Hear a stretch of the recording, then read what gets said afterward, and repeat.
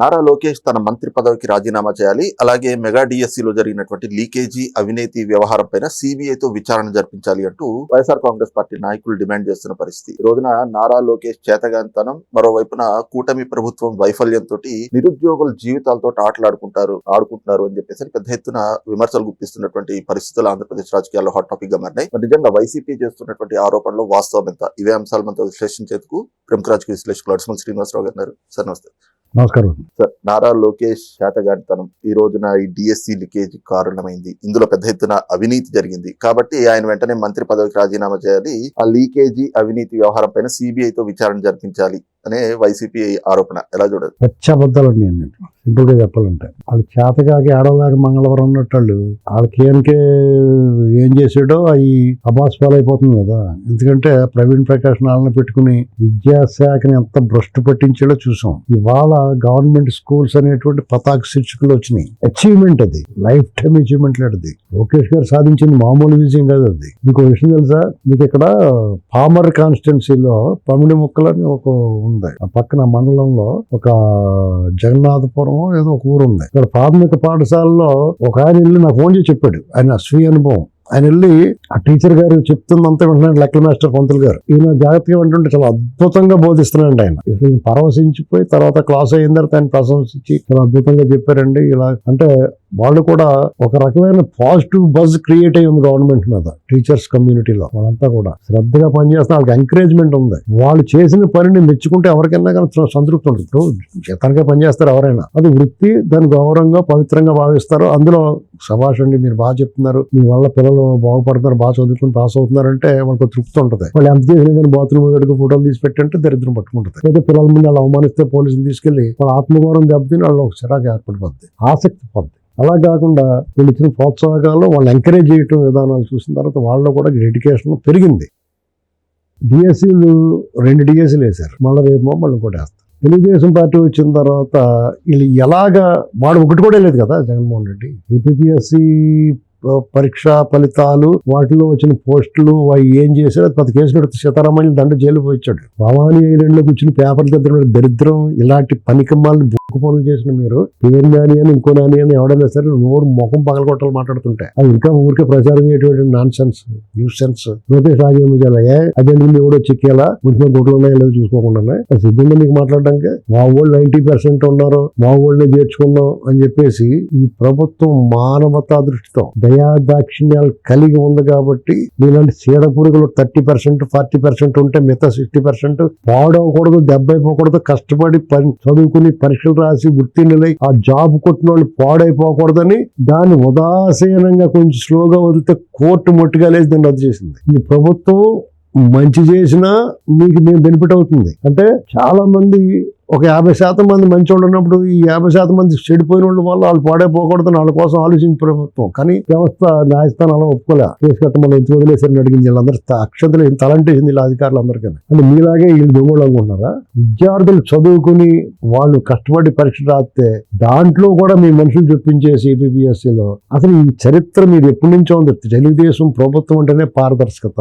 అసలు టీచర్స్ బదిలీల దగ్గర నుంచి డిఎస్సి నియామకాల వరకు కూడా కౌన్సిలింగ్ నిర్వహించి వాళ్ళకి అథెంటిటివ్ గా, పారదర్శకంగా, ట్రాన్స్పరెంట్ గా వాళ్ళ నియామకాలు ఉంటాయి. ఆఖరి ట్రాన్స్ఫర్లు కూడా కౌన్సిలింగ్ చేసి చేస్తారు. మీకు మళ్ళీ ఎక్కడ కావాల్సిన అక్కడికే ఏం చేయాలంటే వాళ్ళు చేసేసుకుని మీ మనుషులందరూ దూర్పేసుకుని తిరుపతిలో దూర్పినట్టు. తిరుపతి అంటే ఒక ఆధ్యాత్మిక వ్యవస్థ, ఆ సంస్థలోకి దూరిపేసుకోవచ్చు. ప్రభుత్వంలో కూడా మీకు కావాల్సిన వాళ్ళు పోటీ పరీక్షలు రాసిన వాళ్ళు కూడా మీకు కావాల్సిన వాళ్ళు దూరిపేసుకుని అంత చాకచక్యము తెలివితేటలు ఈ ప్రభుత్వానికి లేవు పాపం. అలాగుంటే అసలు మీ కథే ముగిసిపోయేది ఎప్పుడో.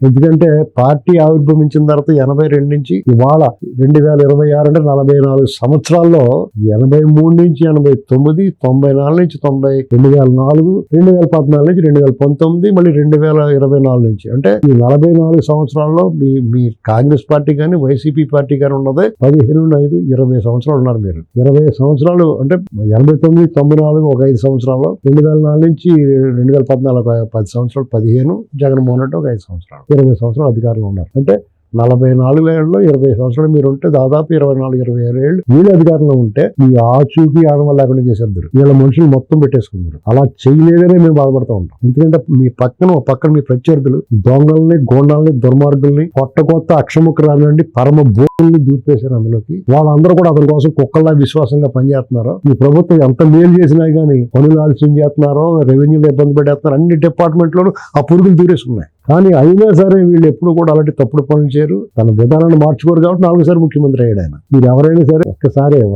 ఒక రోజు రాజు అవుతారు అంతే. మీరు తిరిగి మళ్ళీ వీళ్ళందరూ బయటకు వచ్చి విమర్శిస్తారా? అంత దారుణం ఉండేది. స్పోర్ట్స్ కోటా అంటే ఖచ్చితంగా స్పోర్ట్స్ కోటాలోనే ఇస్తారు. మీరు ఎవరైనా రికమెండ్ చేస్తే కూడా పని జరుగుతాయి బాబు వీళ్ళ. అదే కదా గోల పెట్టింది కేడర్ అంతానే. మాకు పనులు అవ్వట్లేదు, వీళ్ళంతా పారదర్శకంగా పనిచేస్తారు. చంద్రబాబు నాయుడు గారు ఎవరి మాట వినరు, రూల్ ప్రకారం వెళ్ళాలంటాడని గోల పెడతారు. వీళ్ళ ఆకారాలు ఆర్తనాదాలు వినపట్లేదు మీకు. మీలాగా చేయాలనుకుంటే టాప్ టు బాటం అందరూ వాళ్ళే ఉంటారు. తెలుగుదేశం వాళ్ళే ఎక్కడన్నా. మరి వైసీపీ వాళ్ళు ఎందుకు రాజ్యం వెళ్తున్నారు చాలా చోట్ల, అధికారులతో సహా చాలా మంది. జగన్మోహన్ రెడ్డి సంకనాకి వాళ్ళే కదా ఉన్నారు చాలా మంది ఇక్కడ. ఇంకా వాళ్ళందరినీ కూడా ఇరిచ్చేయమంటారా మీరు చెప్పేది? అంతే కదా మీరు చెప్పేది. ప్రభుత్వం ఆలోచించాలనుకుంటారు. ఇలాంటి వాళ్ళ వల్ల వీళ్ళు లీకులిస్తారు. అక్కడ ఏం జరగకపోయినా జరిగిందని. ఏం జరగకపోయినా సరే జరిగిందని వీళ్ళు చెప్తూ ఉంటారు. ఇది ప్రమాదం. ఇలా ఎంత మంచి చేసినా ఇటువంటి చీడ పురుగుల వల్ల ఇటువంటి కుక్కలు మురుగుతూ ఉంటాయి. వాళ్ళ కళ్ళ ముందు గత 5 సంవత్సరాలు ఏం జరిగిందో తెలుసు వాళ్ళకి. అసలు డిఎస్సీలు లేవు, పోస్టింగ్లు లేవు, ప్రభుత్వ ఉద్యోగాలు అనేటువంటి కన్ఫ్యూజ్ మేరలో కనపడాల. ఆ గ్రూప్ 1 రాసిన వాళ్ళకేమో వాళ్ళ ఇంట్లో కూర్చోబెట్టి పేపర్లు దిద్దేసి వాళ్ళ మార్కులు కావాల్సిన వాళ్ళకి వేసుకున్నారు. వాళ్ళని తీసి పడేద్దామంటే మిగతా వాళ్ళు మొత్తం రద్దు చేయాలి. వాళ్ళని తీసేయటం కుదరదు. మొత్తం రద్దు చేస్తే మంచి వాళ్ళు దెబ్బైపోతారు, బాగా కష్టపడి చదువుకున్న వాళ్ళు. ఇది సమస్య. అయినా సరే కోర్టులే ఒప్పుకొని తీసి పడుతుంటారు ఐడెంటిఫై చేసిన వాళ్ళందరూ. అంటే చట్టం మాత్రం ఒప్పుకోలేదు కదా. ఈ ప్రభుత్వం ఉదారంగా ఉంది, ఉదాసీనంగా కదా, ఉదారంగా వ్యవహరించింది ఆ విషయంలో. మీరు అది కూడా లేదే. ఇప్పుడు మీకు మళ్ళీ చేస్తారా? కష్టపడి అవమానిస్తున్నారు వాళ్ళని. కష్టపడి రాసి చదువుకుని పాస్ అయిన వాళ్ళని. మీరేమో దొంగ పనులు చేస్తారో, లంగా పనులు చేస్తారో, చేతరోళ్ళ మీద ముద్ర వేసి వాళ్ళు కష్టపడి చేసిన వాళ్ళ మీద అనుమానాలు కలిగిస్తారు. ఇది మీ ఫస్ట్ నుంచి అభ్యాసం అయిపోయిన విద్య.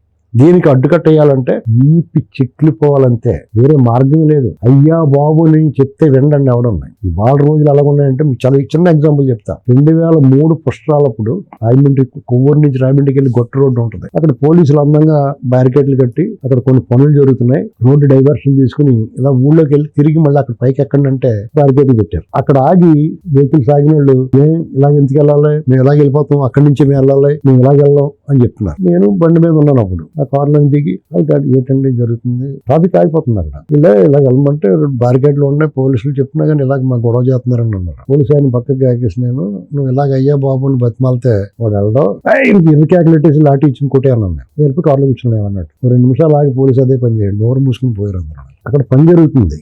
అయ్యా బాబు అని చెప్తే వెంటనే అవడం ఏనాడు అది ఇంకోడైనా అదే పని. వాళ్ళు మనం మాట్లాడిన ప్రతి ఆరోపణకి సమాధానం చెప్పుకుంటూ వెళ్తుంటే వాళ్ళు అలాగే మాట్లాడతారు. ఇంకోటి మాట్లాడతారు. ఇప్పుడు నీ పేరేంటి అని అడిగాడు అనుకోండి, నీ పేరు ఏదో చెప్పావనుకో, మీ ఊరేంటి అంటాడు. మీ ఊరేంటి అనవసర ప్రసంగాల గురించి చెప్తున్నాను నేను. మీ ఊరేంటి అంటే చెప్పావనుకోండి, ఏ క్యాస్ట్ అంటాడు, ఈ జిల్లా, ఇలాంటి ప్రశ్నలు వస్తాయి. నీ పేరేంటి అన్నప్పుడు నీకు ఎందుకన్నావు అనుకోండి, అక్కడితో అయిపోతుంది.